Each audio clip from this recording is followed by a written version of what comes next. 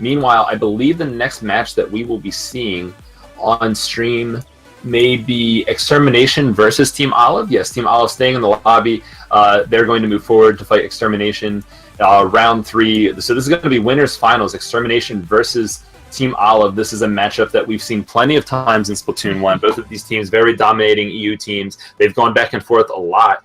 So they definitely, both teams have potential to win this. EXT has been showing a lot of momentum, as has Team Olive. Now, EXT got away with their win. Well, not got away with their win, but they were able to take the win against Deadbeat 3-2. Team Olive has not had such a difficult set so far. So we'll see if that's just because of the teams that Team Olive has fought so far.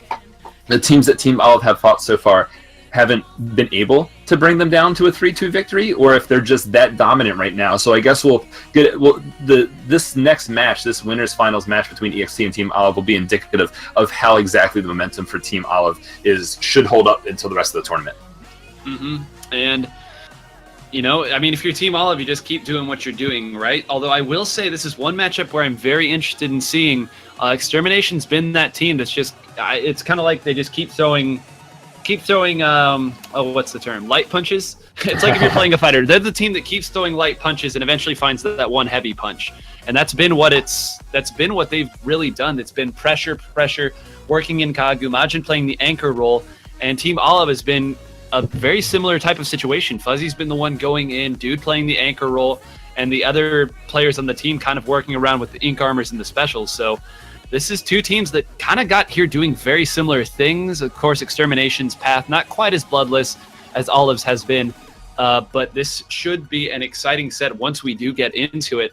I'm very curious to see. This is a double Splat. I guess 2 Splat zones is the one that we'll see first. And I will say on Splat zones, Team Olive has looked particularly strong as compared to the rest of the field. So I think it's very, very important that Extermination get this first win and set themselves up for that tower control where they have looked so strong over the course of this tournament. Yeah, no, Extermination definitely, they're known for being good at tower control, of course, if you look back at Splatoon 1. I mean, a team that's highlighted by an insane Luna Blaster being good at tower control isn't the biggest surprise ever, but they're good at the other game types as well. And like we talked about, both of these teams have fought each other plenty of times. They know each other's play styles. I think that this is going to be more of a matchup of what these teams know about each other and how these teams play against each other than maybe even like the exact like team comp or game mode, etc. in Splatoon 2 that they happen to be playing on, because I think that the knowledge of these two teams about each other probably outweighs their skills at Splatoon 2 this early in the game's lifetime so far. So I expect to see a lot of momentum, a lot of mental game, a lot of just raw teamwork being the deciding factor in this set. Now, we have seen Olive playing very well. They've been pushing together. They've been playing really solid, really stable, not doing anything really out of the ordinary. EXT, they've kind of had like 2 styles so far. They've had these hyper-aggressive, we're going to run multiple blasters, we're going to do this unorthodox thing where we just push, and we're just going to win. And then they've also been kind of dialing it back and playing similar play styles where it's just for solid and simple weapons, no real weaknesses kind of laying around to cause your team to kind of be in situations where you're unable to handle what's going on. And I think that that's also something that's indicative of early Splatoon 2, or just early in a game in general, is that the no funny business, like we talked about before, kind of will get you some consistent results, because while in theory later down the line there's going to be some high tier stuff that's a little bit unorthodox at first, that's a little bit hard to learn, that has some really good payoff if you get good at it. We're still really early game Splatoon 2 right now, so going for stuff that's really stable and solid is probably going to net you better results in something like a tournament that is taking place when the game is 2 weeks old, right? Compared to maybe a year from now, 2 years from now, as we saw in Splatoon 1 with the developed meta. Right. Yeah. It's you can't have a counter until you have a meta. So we're definitely in the R&D phase right now. Everyone kind of looking, seeing what works, and Team Olive has certainly found what works for them, and they've kind of ridden that all the way up, very consistent all throughout this. So looking at these maps, this is I think this might be the first time that we actually see, if it does go to a Game 4. I'm looking back here. Have we seen Inkblot at all today? 1, 2, 3. There's been plenty of Inkblot in losers bracket, it seems, but here in winners we have not seen it yet. So hopefully we do at least get to the game 4 to see Splat zones on Inkblot. Inkblot, a very interesting map, changes form more than most maps depending on the game mode. Well, not that much changes form, but the strategy of the map changes a lot, because the changes that do happen are pretty significant. Of course, in Splat zones, we'll see that top-middle structure dominating the map, allowing teams to push into each other's bases more easily than in the other modes, as opposed to Rainmaker, where you're forced down one choke, and in Tower Control, where there is 1 second flank that you can take aside from where the tower's path is. But until then, we're going to be going with Splat Zones Muscle Forge Fitness, our first Splat Zones game of the set. A very strange map, kind of like a very small, compact Flounder Heights from Splatoon 1, but without forcing you to actually swim through the trench to get to mid-map. You can go over the bridge, you can jump over. So this is going to be pretty much a bloodbath. This map always leads to a lot of action. We see lots of close-range weapons and splash damage from both teams. Blaster on one side, Slasher on the other side, Tri-Slasher on both sides, and then a Ink Armor and a Rapid Blaster actually come from EXT, so they're going to go ahead and roll out their double blaster comp here with some map control as they go into game 1 versus Olive. Yeah, and I think every time we have seen this map, regardless of the mode, we have always seen a double bucket comp coming from somebody. And of course, Dude being known for his versatility, going to switch on over to that. And you know, it's not difficult to see why. Just look at, I mean, you can already see here, now another bucket coming in. This time it's Echo, but the buckets are so good on this map. That's a full wipe. Let's see where they go. This is important. They're going to get a chance to set up their sharks. Where is Kagu going to go? Where are they going to go? Are they going to opt to build up their specials? It looks like that is what one of them is doing. Echo over here, and there's a lot of paint for them to do it with, so they should be able to get the lead off of this. Let's see if they can create openings that Rising Moon was not able to.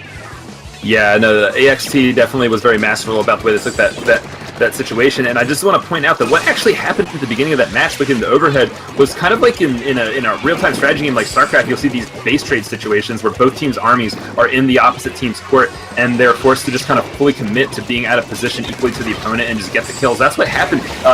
Fuzzy was flanking EXT alongside what I believe Nike, and while they were going for a flank, EXT was able to take out the other members of Team Olive on the other side of the map and pincer those 2 players alive, which has led to this massive control, and EXT has been able to just completely maintain this momentum. The timer ticking down. Team Olive is desperate to get control right here as they are not able to, and the timer is going to click all the way down, and that is going to be the game.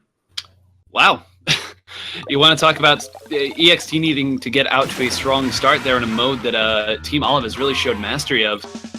That's 100-0. I don't think, did it even get neutralized once they took control? No, Olive was not able to neutralize the zone at all during that entire situation. The EXT just got that full wipe, and like you said, unlike some of the other teams that haven't made it this far in winners bracket, EXT was able to fully take advantage of that wipe. They were able to fully take advantage of their map control and just make sure that Olive was unable to get back into the zone. So that really weird scramble situation, that base trade, if you will, situation that happened at the beginning of the game, it might seem a little bit unfortunate for Team Olive, but that's how the game played out, and EXT was able to fully commit to it. So that one mistake from Team Olive, as maybe hard to see coming as it was all that EXT needed to win the game. So this shows Team Olive that they are fighting a team that will immediately take victory if given the opportunity to. That's the way Team Olive has been playing so far in this tournament, but now they're fighting another team that's doing the same. So we'll see if this set goes back and forth. And I want to say that the way that Extermination placed their players after that situation, because it's one thing to get a wipe, it's another thing to see where you go afterwards. Majin and Banana that time went down to that right side. You saw Banana get a kill there, but you saw Majin also greatly assisting. They really put, I believe that was Soren as well as Dude, so both of the buckets, 2 very strong weapons, in a position where they would both go down and couldn't influence the map at all. So just, again, amazing job there in the way that they placed them. Same exact comp that we've seen from Olive pretty much the entire time coming out here, with Dude going back to that pro. Yeah, no, not using the slasher this time. I do kind of agree that based on the team comp that he has on his team, a pro is going to be very nice. Just weapons that can brute force through lanes. Even though this is a much more open and flexible version of Port Macro than we saw in Splat 1, the ability to just brute force your way through the center of the map is still very valuable. As we see the opening match, the control sort of being taken right now by EXT, and as we see Echo actually using the vanilla version of the splatter scope. Going to go ahead and use that Stingray cross map to push Dude into a corner while his teammates try to get kills on Olive, but unfortunately that 3v3 situation on the other side of the map did not go in EXT's favor, went in Team Olive's favor, as Banana's also going to be taken out, and other members are going to be taken out. Fuzzy here using the Inkjet, putting more pressure on the enemy team as this 3v1 situation starts to push the tower far into EXT territory. Lot of purple ink here right now. I don't know that that Echo here on the sniper is going to be able to do a whole lot right here. They're going to get a chance to put a little bit more pressure on. Does stall them out just long enough for Majin with that Rapid Blaster to do what the Rapid Blaster does, and that is, you know, get everybody out of wherever they currently are. But we do see the Inkjet come down. I'm sorry, the Ink Storm come down here from Dude. You see Dude hanging back there right now, not willing to give up their advantage state just yet by going in too deep. Dude gonna reposition himself over here, gonna be able to get one and spots. In a tricky situation right now. The Stingray from across the map able to, I believe that was the Stingray, might have just been the Charger, but the Charger was able to assist Majin from across the map. Right. Very good play by that Charger, as this does lead to some map control for EXT, and with this bomb rush going down, if he can stay alive, no, unfortunately he gets taken out by those two bombs. Pinsard, he was called out and bombs were thrown in his direction. It's very unfortunate for that bomb rushing player, the anchor of EXT, as he gets taken out, and Team Olive starts to push this tower forward again.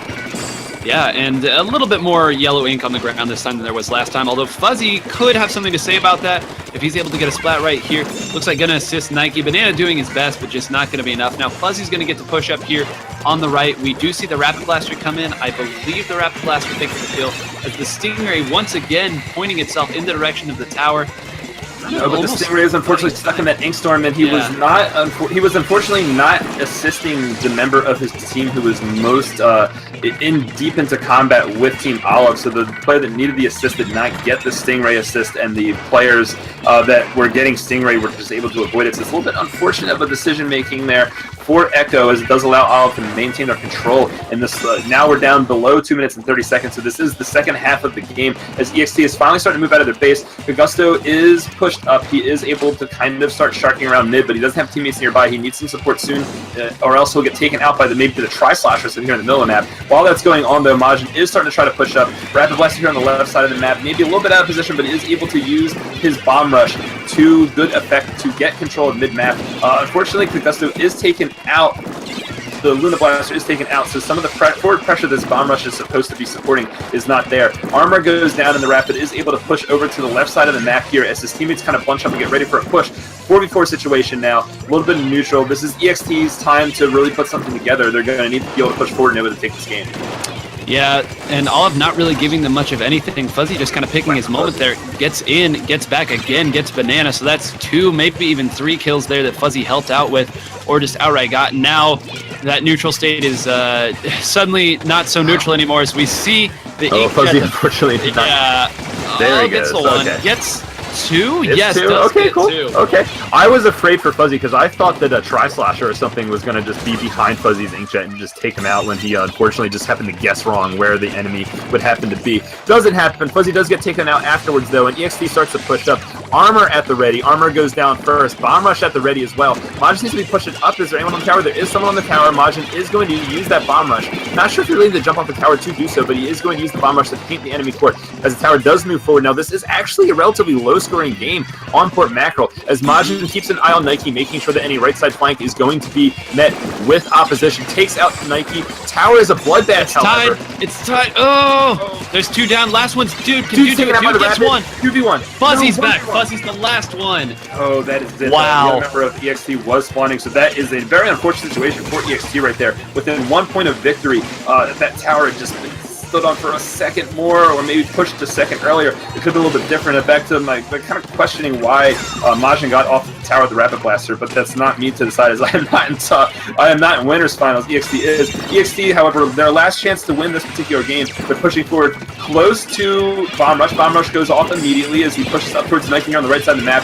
Fortunately, person on tower is taken out. 2v4 situation, and no, that is going to be not Chimera, I'm sorry. Olive is able to just get away with that 1 point defense. Good job on them to bring the set to 1-1. Yeah, great job there. Dude picking a great moment to just tunnel in on the tower. Tunneling is a lot like rolling in Smash Bros. It's only bad if you do it bad. So he did a great job holding just long enough, knowing that Fuzzy was going to be there. And credit to Fuzzy for getting the kill there at the very end on Majin. If Majin was able to get that, that would have been the win for Extermination there. But Team Olive doing what they needed to do there, doing a great job coming back 1-1 now. We have the Reef Rainmaker. And this is one of those maps that you said earlier we're still trying to figure out. I'm sorry, main stage. I feel like Reef Rainmaker is still one that people are trying to figure out, because both ways that you can take to the Rainmaker pedestal, both are like super dangerous. There's not one where it's like we would like to take it this way, but we can take it this way if necessary. There are legitimate threats coming from both sides, both on that far left alleyway and that ramp up the middle. Yeah, I think that one of the important aspects of this map is to treat the right side of the map as your home base. There are a lot of maps, I think we talked about this during the exhibitions, if I'm remembering correctly, that you need, on certain maps, when players spawn, they need to go to one side of the map first that is important, that can't be lost, and then they can start to move into the fight. It's very important that you just make sure that certain parts of the map are watched, especially in Rainmaker, so that you don't just randomly lose. The Reef is one of those maps now. Those maps I was talking about were in Splat 1. Now that we're in Splat 2, the Reef is one of those maps, right? Where if you do not have control of the right side of the map and the enemy happens to push, you're going to lose a lot of points because the Rainmaker has so many options on the right side of the map that kind of draw your attention in different directions. So I think that one of the things that we're going to have to learn is how to position yourself properly on the Reef.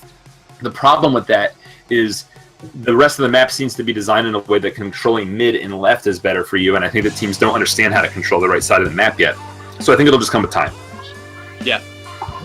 Come to time and come to neither one of these teams has really given that big, I guess with the exception of that very early scramble there in game one, neither of these teams has really given huge openings yet. They've done a pretty great job of mitigating pressures. We see Dude go back to the slosher here. This is something he did earlier in the set on this map as well. Still pretty much the same loadout for both teams that they've been running are very similar to it. Ink does go down. Kagu here going to go down to Dude. That's actually really important because Luna Blaster can actually influence a lot more than you might think there. Great job there by Nike, and now suddenly 3 down, last one being the anchor Majin, and it doesn't look like the Rainmaker is going to get pushed. They're going to get a chance to respawn here, so a scary situation that doesn't look like it's quite going to go against them now. We'll see how much. Another 2 down, and now things are starting to get dangerous here. Dude does get the kill. They are going to go for this left alleyway, and we'll see if Dude's able to get here. I think that was Armor that went down, and Dude unfortunately going to go down. We'll see. Kagu going to put an end to that. Yeah, Kagu going to be able to move up there. And some unfortunate positioning for EXT at the beginning of the game led to some deaths, and Majin, the anchor, was forced left instead of right back to his teammates. So by the time Majin was taken out, his teammates weren't quite in position yet, which allowed Olive to continue their having dominance of the area, get some more kills and push the Rainmaker. However, just below 70 points, not a huge lead. We know that this map can kind of swing wildly in this map and mode can swing wildly in one direction at a moment's notice. So as long as EXT doesn't make any more mistakes like that, they should be fine. Speaking of such, EXT is in a dominant position right now. They've gotten some kills. They're starting to push Team Olive back, but unfortunately, Team Olive has gone to the left. And although they get the lead, it wasn't the biggest lead. It's not much, yeah. Just based on the positioning of Team Olive at that moment, I do believe that if EXT decided to really quick swing to the right and take the Rainmaker up into Team Olive base in that direction, they could have gotten some more points because Team Olive was kind of committed hard to going down that kind of left side alleyway, or the right side as we see from our position now, based on where Nike is. So maybe a little swing in momentum like that later in the match can actually kind of chip away at Team Olive's defenses if they're too intent at pushing far up that alley. All that out of the way, though, Nike is going to pick up the Rainmaker. Team Olive is going to fire off some specials. EXT is going to fire off some specials as well. The Rainmaker is taken out, and we kind of are looking at a neutral situation here. Even though Team Olive is kind of bunched up and getting some kills right now, the Rainmaker is on their side of the map, 3v2 situation. Whoa. Yeah, 3v2 just went to a 1v3, and now it does look like they're going to go up here. Dude snuck behind them sometime during that scramble. Dude going to go down, but not before he really gets a kill that they absolutely needed to get here. And now you see a lot of yellow here. I think Echo going to have to pay off. And now the Rainmaker kind of in an awkward position. Fuzzy able to get for that kill. Oh, Fuzzy and Majin dancing right now, but T-Tech wins that more often than not, and Fuzzy going to do just that. But it seems like right there they did try to take it up that ramp, but that was shut down too. So it's like either way, they've tried left, that didn't work. They've tried center, that didn't work. very difficult map to figure out right now in the way that, I mean, Olive's, and to be fair, Olive's mixing up the way they're defending it too. You see the finally the baller gets a kill. I think that's the first time today. Yeah, the baller has been more used to kind of keep the Luna alive. Allow the Luna to do its classic just overextension, and then use baller to stay alive, whereas normally the old Luna would have been taken out, which is nice for the Luna to have, because in this game, based on map control and paint control and being able to, like we said, no funny business, you have to be able to handle every situation. The Luna being able to stay alive longer than normal in this kind of situations is good for the Luna. That all being said, we are back to a neutral situation. 4v4. The Rainmaker does get picked up. EXT is taking the Rainmaker to the left, and it seems to be taken out by Neki. Unfortunately, the rest of EXT goes down to a full wipe, so this is an opportunity for Olive to push the Rainmaker. Now, because of the positioning of the Rainmaker, it's going to take a while to get that Rainmaker to the EXT side of the map, but EXT is still moving out, and if Olive decides to take the Rainmaker in a direction that EXT is not able to deal with, they'll get the lead. Very close though, 51 to 47 right now, as EXT is able to kind of get that Rainmaker at the last second. EXT been end up doing the right thing and taking the Rainmaker, but however, he is taking it right, and this could backfire for EXT based on where their map control is. If Banana does die over here, and Olive does get a wipe again, they will be in prime position to take the Rainmaker up into that alley on EXT side of the map, so they definitely the armor. Now, you see, just like you said, this is kind of becoming a worst-case scenario here. They have two people up in here in this alleyway. I don't think they're going to be able to get a defense here. No one's in position. The flank not going to do it. They should be able to get... What? Who did it? Who done it? I think that was Majin with the Rapid Blaster again. The Echo, or the anchor of team... Oh, no, dude! He took the Rainmaker and gets the lead.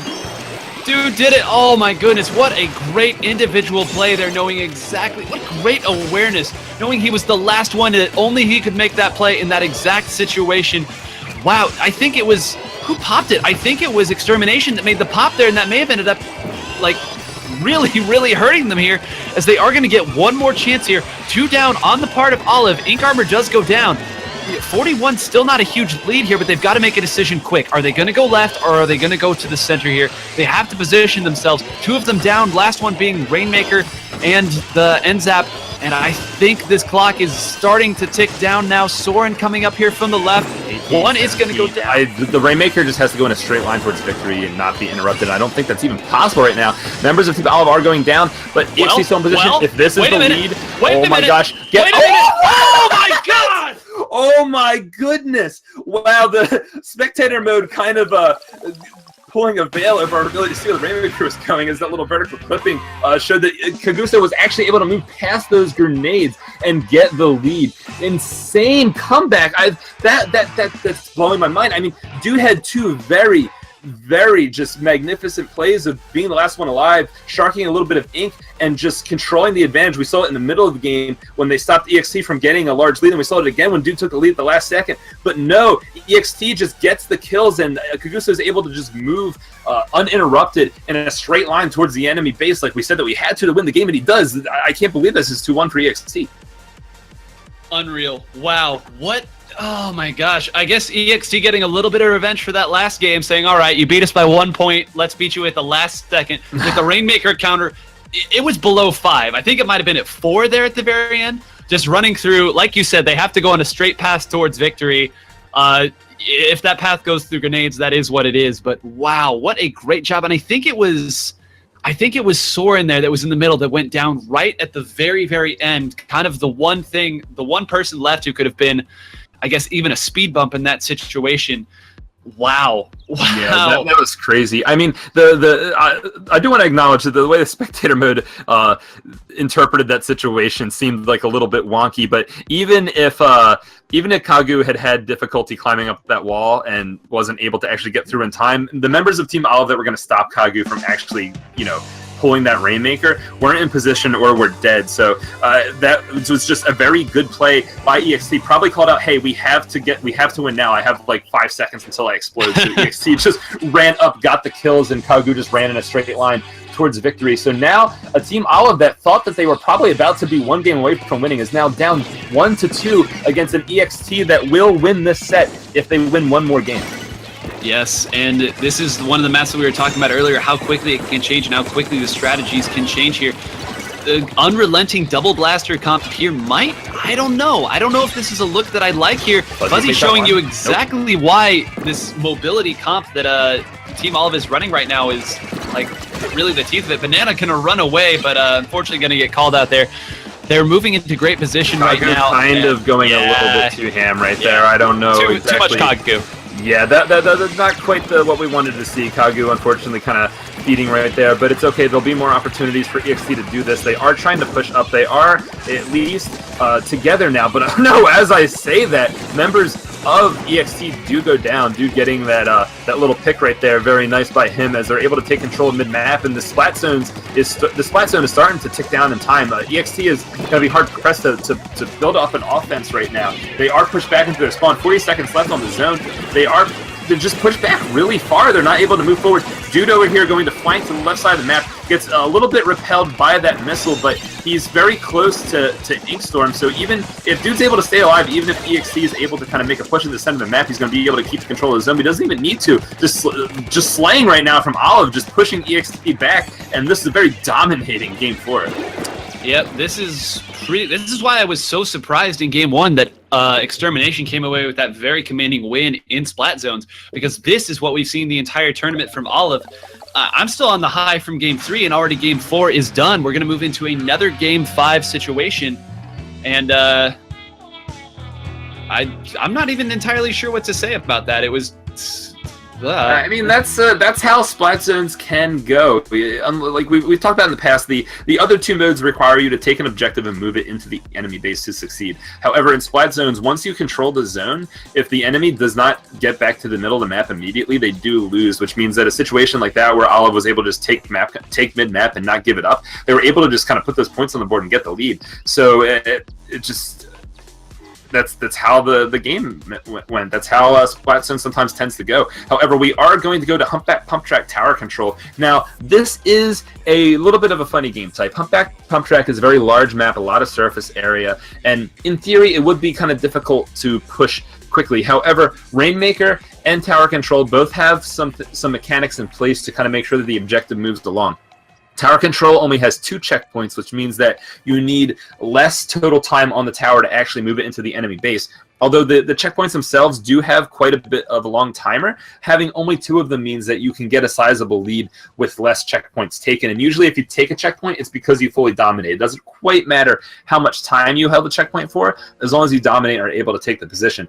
Rainmaker, of course, has a zip lines, which allow players to take the Rainmaker into multiple spots if they are on the back foot. But that's not what we're going to be seeing. We're going to be seeing Tower Control. So let's see how both teams are able to dominate these tower control checkpoints on this very large map. We see Bomb Rush and Armor coming from EXT. We see some blasters coming from, or see a blaster coming from Dude. I think this is the first time he's chose blaster, and it is going to be the custom blaster. He's going to be running some main saver, some swim speed, and some ink resist. So classic Dude stuff. I also think it's worth noting that Fuzzy has come back and stealth jump equipped, which kind of makes sense. This is a very large map, and you're very often to be able to get off the stealth jump where no one is quite close enough to you. Oh, 3 down. What's going on? Yeah, that is Fuzzy's last one, and now Fuzzy's down. That is a full wipe, a slow full wipe, but a full wipe nonetheless. And you know, double Inkjet. I'm not at all surprised to see that comp coming out here. Oh, those are precious seconds that might come after losing by 1 point in game 1. You have to think that they're kicking themselves a little bit for that. Banana gonna go in, gonna get back onto the tower somehow. Be careful with the slosher bombs going off. Blaster nearby. Banana pushed off the tower with his ink armor, gets an assist. But that is a full wipe in the favor of Olive now, and Olive has or at least they have 3 members up to start taking control. Soren going to start painting here, trying to get a little bit working towards his ink armor. Of course, the Tri-Slasher builds meter very slow after the initial nerf since the weapon was very useful at the beginning of the game. So it's going to take a little bit to get ink armor. He does get it. He's going to use it immediately as his team pushes up. They're starting to go through the first checkpoint right now. It's a 4v4 situation. The Tri-Slasher taken out, unfortunately. Banana, Kagu taken out as well. The revenge kills back and forth. Dude using that custom blaster's Ink Zuka to put lots of splash damage all over the map, and unfortunately gets taken out during his recall. Nike's still riding the tower right now, but he's got to be careful. EXT has more numbers than Olive do right now, so if they overextend, they will get taken out. Nike smartly moving back as we kind of slowly fade back into a neutral situation here. Wow, there was so much going on there. I think Fuzzy tried to sneak in with that stealth jump too, and I think he got taken out as well as Dude did on that recall, so unfortunately a very quick swing of 2 players. Now Majin's moving up to the center position that you can kind of just work and force the opponent to come to you and pick your spots out. You see Kagu down there below, kind of getting spotted out by Dude, but is going to be able to take out... Did he get both of them? I think he did! Kagu got both of them right there. Fuzzy really kind of the last bastion here. Nike here as well. Nike very, very clutch kill there, because you see now another one coming in here. It's Echo getting the kill on Echo as well. Wow, this time it's been the role that Dude has been playing the entire time. This time it's Nike, this last bastion of defense, doing a great job somehow staying alive against... No. Still down. Nope. Both blasters take each other out here. 2v2. Now both the Tri-Sloshers kind of engaging here in the middle. Fuzzy trying to get a little bit of work done here on this left side. Might go for a flank at some point. This has been a bloodbath. Kagu doing what he does and sharking, waiting for Olive to try to push forward. Goes ahead and gets the kill on Dude, stopping the momentum of this tower push. Very good by Kagu. This is a somewhat low-scoring game, as we talked about. It is easy to push the tower on this map, so the fact that Kagu was able to stop enemy advance there was very good for his team. 2v3 situation right now, though, as an Ink Armor is ready in the hands of Olive right now. Goes down. Nike going to ride tower here. Going to very quickly take the tower to the second checkpoint. If they actually get it to the second checkpoint, they should immediately take the lead. I don't believe that EXT actually got the tower to the checkpoint. A 3v1, this is definitely going to happen. Yes, that's a lead, and Nike once again getting the 2 kills that he needed to. This has been Nike's game right now, and they're going to move it past the checkpoint here. I don't know how many kills Fuzzy got right there, but it doesn't really matter at this point because they're going to walk it all the way in. So much pressure.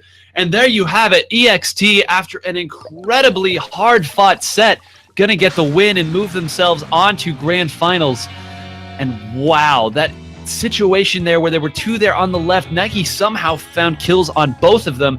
Nike with that 12 and 5 Ink Armors, 9 total Ink Armors coming out for Team Olive, 8 coming out for Extermination. But the slaying just went in favor of Team Olive there. Yeah, that is definitely a map where armor is good. If you look at some of the other specials, while it is nice to have something like Bomb Rush to paint the map with such large surface area, which I definitely agree with, I think that armor is actually really good on that map because armor works no matter how big the map is. If you launch missiles, if you do Bomb Rush and stuff, if the surface area of the map is so large that it's very easy for enemies to avoid it, it doesn't take that much of a percentage of the map, that's actually going to harm you a bit. But if you have a bunch of people spread around painting the map and they have armor in order to push over that hill into the center of the map, it doesn't really matter where the enemy team goes, that armor is still going to be effective. So I think that's just a symptom of the map and a symptom of Olive understanding how to play the game well, being able to to choose those armor weapons and take them to good effect. Also, really good positioning by Nike, like we talked about. Considering that Nike played mid-range rifles in Splatoon 1 and then moved over to the E-Leader after that, his positioning was always immaculate. Staying alive, pushing forward and putting the exact pressure needed, backing up and not getting killed afterwards. So you see artifacts of that in his close-range weapon play as he uses the end zap.